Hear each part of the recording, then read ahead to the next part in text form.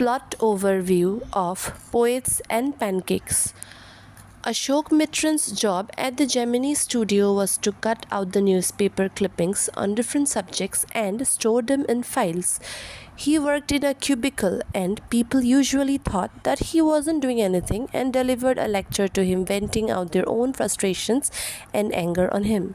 He begins by telling about the makeup material that the Gemini studios bought in truckloads called Pancake, which has been used on many famous actors and actresses. Then, in a humorous way, he begins critiquing the makeup department, which is responsible for making people look ugly, and that there was a strike hierarchy that was followed in makeup department, according to which everyone worked. Then there was an office boy who wanted to become an actor, writer, director, or lyrics writer, and was a bit of a poet too.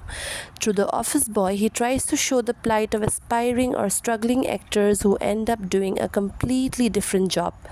The main character that he talks about is Kothamangalam Shubbu, who, along with being born a Brahmin by virtue, also has many other qualities, like he was a tailor made for films, and filmmaking must be easy with him around.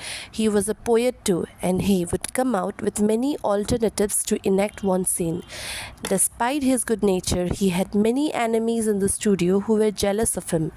Then he shifts to the legal advisor and how he was the one responsible to bring an end to an actress acting career. There was a story department at the studio too, whose boss was Subbu. Then the narrator takes a political shift where communism, that was a newly emerged ideology for the people in India, is discussed. He writes that the poets loved Gandhiji but an inclination towards his ideas, and they also had a strong dislike for communism too, because of what it did to the Soviet Union. The arrival of the Moral Ray Armament Army at Gemini Studios was a step to spread anti-communist feeling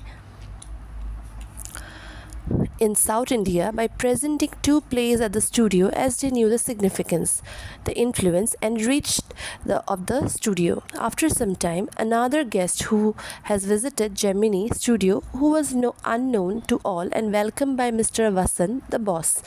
He gave a long speech on freedom and democracy.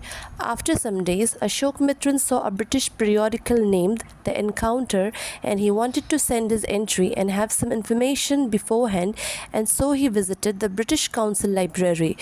There he found the copies of The Encounter and learned that its editor was Stephen Spender, the unknown visitor at the studio.